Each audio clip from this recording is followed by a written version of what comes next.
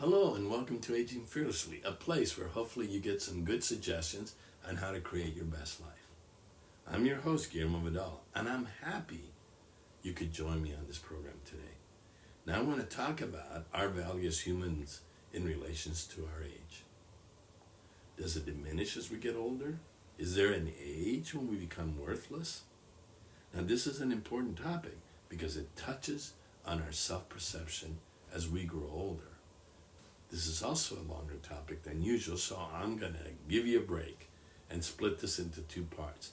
The next part will follow this one in my next program. Now, it is sad news that triggered in me the need to focus on this topic. News came from a friend of mine that an acquaintance of ours had committed suicide. This person was a 72-year-old woman, my age, and she had no apparent physical disabilities, no terminal illnesses or financial hardships of any kind. But those who saw her lost believed that she ended her life because she felt she was not being needed by anyone anymore. Now, it's hard for me to imagine how anyone could become so despondent believing they're not needed anymore.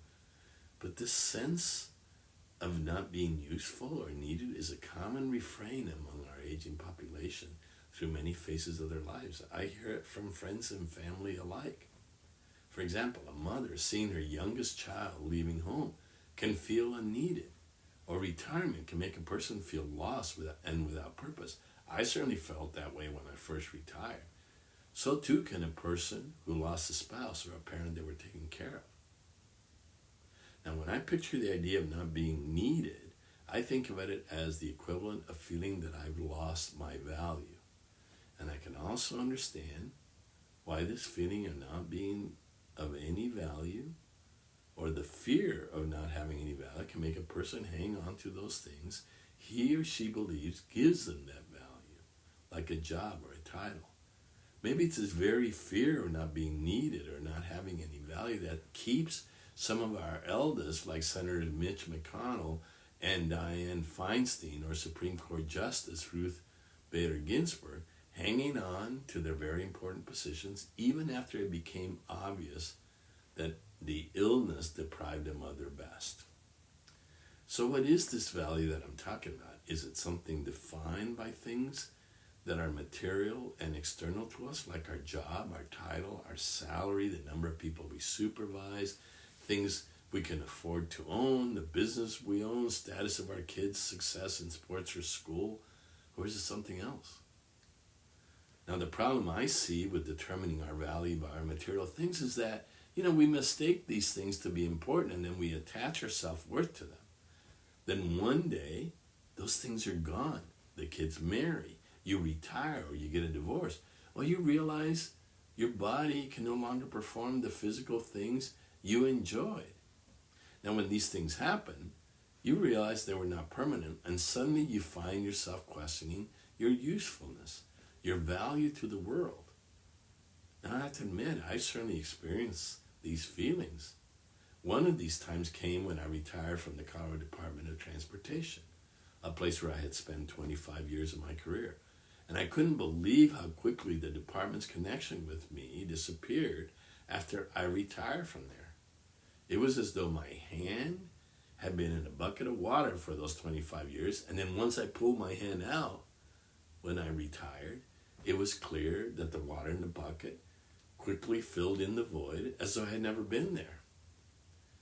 Now, though my mind was still attached to my titles and accomplishments in this department, it was clear that the department had quickly let go of me like the water in the bucket of my analogy. Those of you who've had a long career, has this not happened to you? Now, lessons like mine have been repeated many times in many lives, and this lesson is as follows. The material things in life are temporary, no matter how attached we become to them, and losing them is very painful. Now, I lost 3 of these material things that I had used to attach my self-worth to at the same time. I became divorced, unemployed, and had to move to a place in a different state where I became immediately anonymous.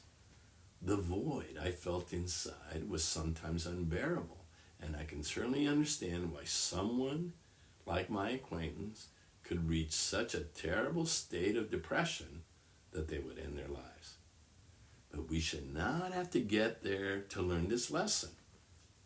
By the way, this lesson about losing material things becomes even harder to learn if we've been using these material things that we've gathered to compare ourselves to others to determine our value to society. This makes things harder because we'll always find someone who has fared better than us. And this can feed a sense that no matter what we do, we're never good enough. I'm sure this has happened to you. It has to me. So tell me then, do you think that there's another way to find our purpose, usefulness, and value when there is no title, salary, accomplishments by us or our children, status in our community, etc., to convince ourselves that we are useful and valuable? Or is it true that when we lose all these material things, we become unneeded or worthless to society? And if this is so, is the best solution to this quandary to end our lives as my acquaintance did? Or to perhaps be exterminated by society? No, of course not. I do believe there's another way, but I don't think it is by living in the past, reminding anyone who will listen about how important we once were. I also don't think it is by trying to replace the worldly things that you lost with another set of worldly things. And you can see this sometimes in people who retire, especially from high-level jobs, who try to fill the void by taking on new responsibilities, like becoming board members in their homeowners association, or they join a non-for-profit board. Now let me be clear, there's nothing wrong with doing this kind of work if it truly burns in you to do them. However, if you're doing this just to fill the void you feel inside, then these jobs will also come to an end. And then you have to face the void all over again to find your purpose and value. Now let's pause here for today and pick up the topic in the coming few days when a new program comes out. Until then, thank you for joining me today. I hope to see you soon so you can listen to the rest of this very important program.